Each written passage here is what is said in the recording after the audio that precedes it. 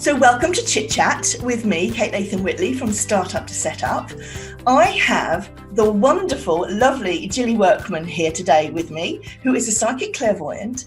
And one of the reasons I love working with women on my course is because I get to find out more about what they do and help to share and spread the message of what they do to the world, because everybody's doing some amazing work, especially you, Gilly. Welcome.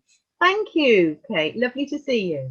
That's marvellous. So, psychic clairvoyant, do tell us more about that. What do you actually do? What does that mean? What I do is I give readings to people. I use crystal ball and I use angel cards, but they're just a kicking off point. I also use my extra senses, which I'm gifted with, of clear seeing, clear hearing, the knowing, and my ability to feel clients' emotions as well. That's quite an important one. I come from a long line of psychics and mediums. So, you know, there's my credibility. Yeah, no, absolutely. So it sounds like you are an empath as well, because if you are sensing and feeling and you must really understand people. You have a really good way of reading them, and you can tell instantly the emotions they're feeling. Is that right? Is that how that... Yes, I'm very empathic, and sometimes it can be a bit of a problem. I have to make sure I switch it off before I go into a crowd, otherwise it gets a bit overwhelming. Ah, that's interesting, actually. Yeah, that's very interesting, because it means that you are therefore more likely to want to step in, that they might need some help in some way. Yes. So when they do come to you to help, what sort of, who do you work with, and why? Why do you work with the particular sort of group of people that you do? Well, I work with anyone over the age of 18, and I'm quite strict about that because I think that's important. And it's basically, I mean, some people come because they're curious. Oh, I've never had a reading before, I'd like to have one. Other people tend to come because there's a specific issue or problem that they need guidance with. They just might have hit a bit of a crossroads in life. Which direction do I take? Or it could be they've been trying to move life forward and it's just not happening. So they, you know, what do I do about this? But they don't tell me in advance. I pick up on it and run with it and go, okay, you've been feeling like this, haven't you? You've been thinking this. Oh yes, how did you know that? Well, the guides are telling me. It's fine. Yeah, because actually a lot of people I've spoken to have said that they really felt strongly drawn to speaking to somebody that they didn't know about some issues. That is where you step in, isn't it? You don't know them, you have no prejudgments, you don't know anything about their history. You literally just take them for who they are right now, so to speak, which is important, isn't it? Absolutely. Yeah. And I think that's the best way. I go for readings myself when I need guidance. Yeah. You know, readers do. And I have my favourite people. Yes, okay, they know me well, but I also know and trust that they're going to give me a really, really good sound reading. And I always come away, you know, with copious notes and, now, you know, but we all work differently. We all work differently. That's the point. So you need to be clear on what is you want to get out of the reading, I think. Yes, I think gone are the days of just turning up and saying, okay, you know, tell me your future. I mean, that's just... No, I mean... It's... a no-no.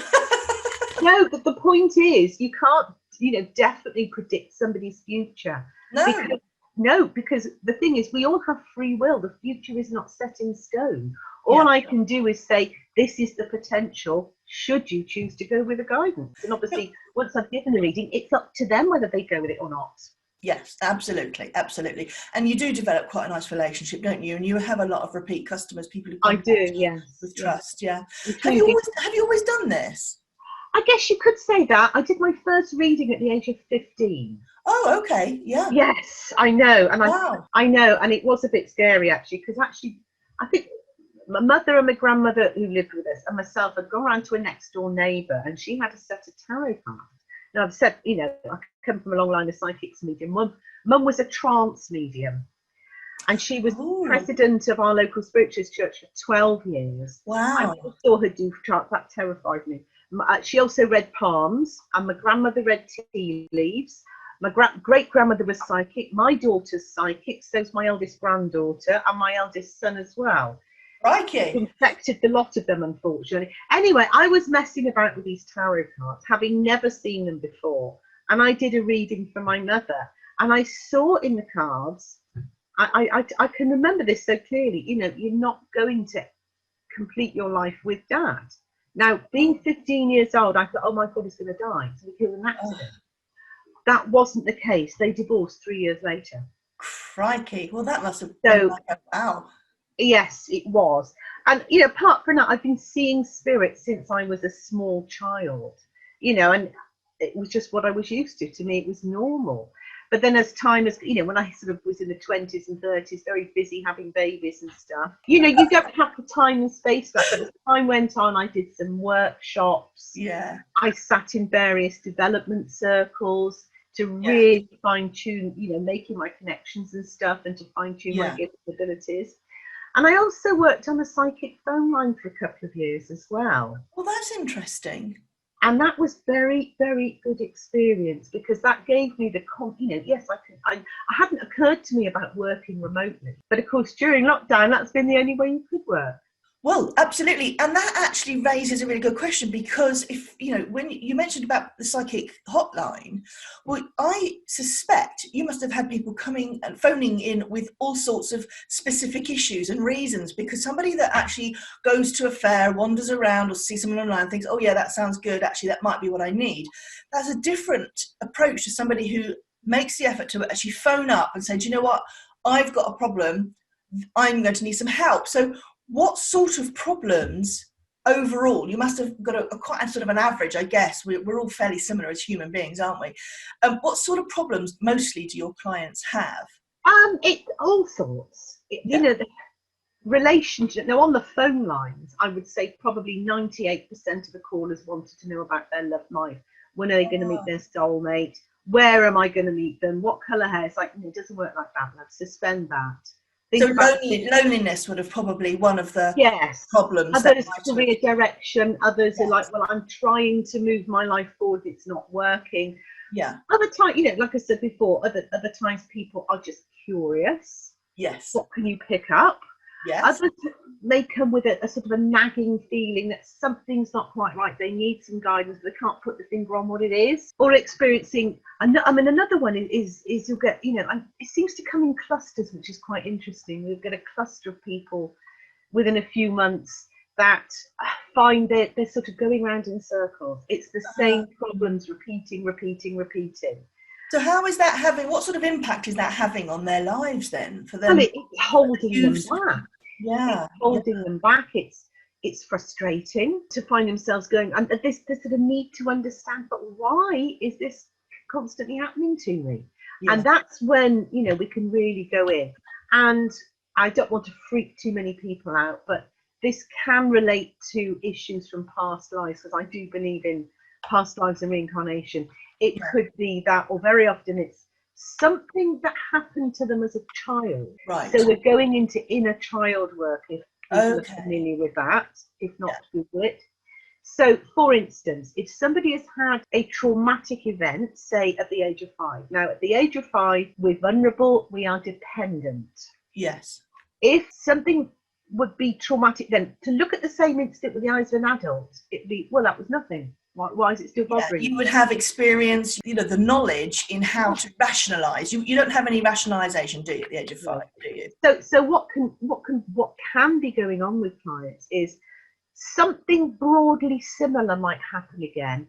That re-triggers that trauma, and they can be then almost responding like that 5-year-old. That makes sense. It does make sense. So then, and basically, it's not the universe being rotten, mean, and horrible. What the universe is doing in bringing about this re-triggering is digging that person ribs, saying, "Come on, it's time you dealt with this. Yeah, you need to deal with this. You need to release and heal this to be a whole human being again, and to be able to move forward." And then it will be coming through, because I'm, you know, channeling from the guides what they need to do. And it can be things as simple like, well, you need to start journaling and start getting out. But then I think what you need to do is go and see this person to work on reducing the impact of the trauma, and releasing that trauma and allowing yourself to heal. And it's not something that can be done overnight, because all these things build up in layers, and you have to unpack it like peeling the layers off an onion. And that actually answers the question with what do they need help with most. It can be individual, but you've just given some really good examples. It could mean that they just need to do some talking to somebody. They may need to sit with it for a while, or they may need to journal. So yeah, that makes total sense. So if somebody's feeling like that, what sort of things can actually stop them from getting some help about this from anybody, let alone yourself, you know, even moving forward to speaking to a doctor if it's quite something they really believe is really impacting their mental health, for example? I think what can stop people is, first of all, they've got to recognise that there is a problem. They have to be able to reach a point where they see the fact that there is this repeated pattern going on in their lives is a problem, is affecting them. Yeah. It's and I think life can be so busy, it's very easy to not pay attention to it. But then sometimes people will want, you know, people work at psychic fairs as well, they can just wander around and suddenly come over, I feel really drawn to you. Yeah. And I get that a lot, and they sit down and I start reading and I go, so that's it. And it's like, that's what it, oh, I've wondered why and I didn't know what to do. Well, there you go, that's why you've been drawn to me. So how do you actually help them specifically with overcoming their nerves, perhaps to come and see you, or for having not getting help, or having a little bit of reservation? Smile. I think just be yourself, smile, allow your own natural warmth and personality to come through. Now, I tend to, I mean, I have a lot of repeat clients. Yeah. I've got one in Saudi Arabia that's had 13 readings so far and looking to get number 14, bless her. Oh, that's lovely. I know, it's wonderful. Remote working, fantastic. How else could you do it? I think it's so important that they feel comfortable. Yeah. So I smile, but I'm told that I attract a lot of people who have never had a reading before. That's interesting. Quite nervous. Yes. And I'm told it's because I've got a gentle and warm energy. Well, you have, actually, I have to say. Yes. So they feel safe, and that's the really important thing I do. So somebody comes, I'll smile, I'll welcome them, ask them what they want to be called, because, you know, you might want to be called Fred, but your name is Ginger, or the other way around. We have to be respectful about that. And I put them at the reasons. I'm shuffling the cards. Oh, it's, you know, lovely weather today. Have you had holiday this year? You know, well, where have you been? You know, and I'll just start building a rapport with them. It's not about fishing. It's just building that relationship. Yes, which you have to do very, very quickly. Yeah, I mean, you have a really calming manner about you, and I'm suspecting that as soon as somebody sits down and then they sort of feel you're calm, they suddenly sort of go, okay, right, I'm here, and settle into it. I'm guessing, you know, I felt that myself when I've spoken to you. So, oh, thank you. No, it's having that calm, because people might be sitting down, even if they've met you before, or if they're sitting with you, you know, again for the first time. It's also a bit of anticipation, isn't it? What's going to happen? So you still want them to be calm and on the ball anyway, regardless. Absolutely. I'm guessing. Yeah, absolutely. Yeah. And you know, some people will say to me, you know, oh, I'm afraid you'll see something bad. Because actually, I don't look for bad things. What I do is, when I make my connections with the guys before, I always sit and meditate before I start working anyway. I don't know if you've noticed at events, I get set up, I sit quietly with my eyes closed, I'm meditating, I'm connecting. But I always ask that I'm shown or told what it is Spirit want that person to know today for their highest and greatest good. Yeah. So I'm very specific, and then I just hand it over to them. I don't have any control over what comes through. They might want to know something completely different. I'm saying, look, I'm really sorry, but this is what Spirit want you to know today, and this is what I have to give you. Yeah.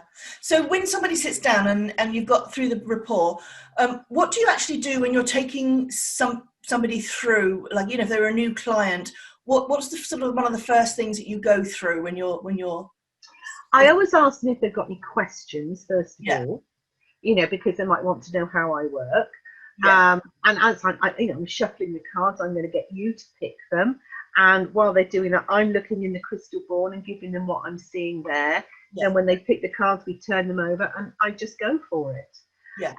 What can I say? It's really difficult to explain how I work, because it's just pretty unique. Like I said, all readers work very differently. We all have our niche, if you like. Yeah, so I'm wondering, what have you noticed about the clients that you work with, about how they feel and what they can actually do with your help?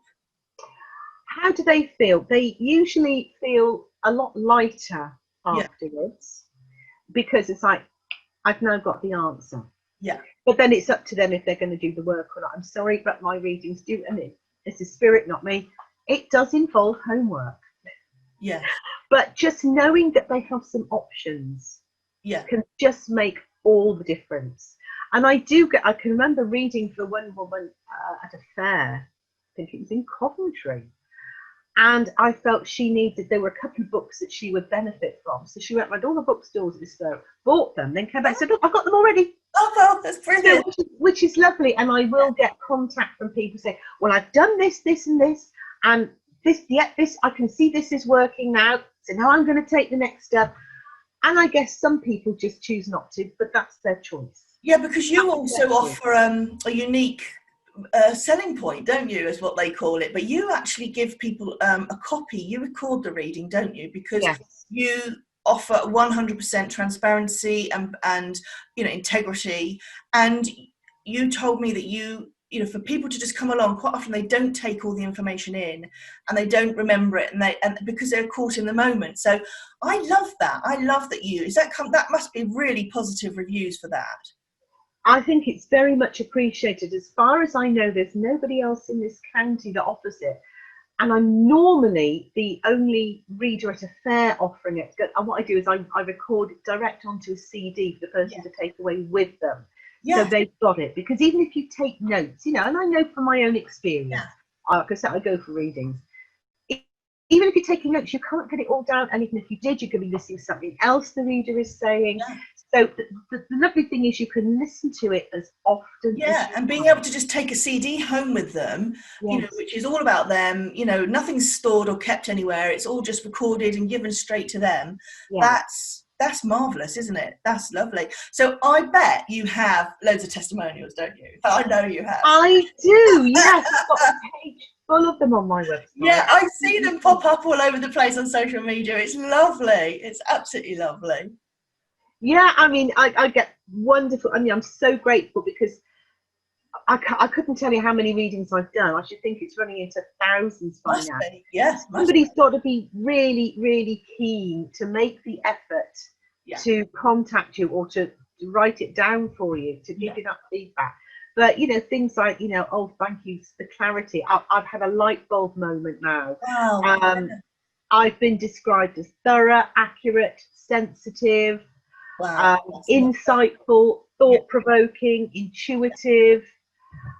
And that sounds pretty good. I think whoever she is, I think I'll go and get a reading with her, actually. Well, I would thoroughly recommend people coming to see you, I have to say. But actually, you've got to, I'm just thinking now, have people to get in touch with you. You have a website, don't you? Yeah. And I will be putting the details of that below. But I understand you offer a free guide about how to choose the card reading. Yes, I mean, it's not... People get caught up in it, don't they? They don't know what to look for. I mean, often when I'm working in public, people will say, oh, how do I know who to go to? They do, yes, classic. And so I've written a guide. It's in PDF format, and I'm quite happy to send that on to people if they contact me. Yeah. It's not all you have to get a reading with me. No, I'll spell out this is how you make your choice. Yeah, and I think that's important, isn't it? Because when you're part of this industry, just to keep it with its full integrity, everything needs to be open and transparent, and people need to know. People come into it, like you said, oh, I just fancy this, or I'm not quite sure, and they can often have expectations which are perhaps too high. Yes. Or perhaps they're nerds, or they don't realise that actually you don't deal with certain topics. So I guess this is going to be really helpful, this guide. Yes, and I also offer, there's a link for it on my website, a free 10-minute phone call if somebody just wants to find out a bit more. I mean, I obviously follow the industry guidelines very carefully. Yes.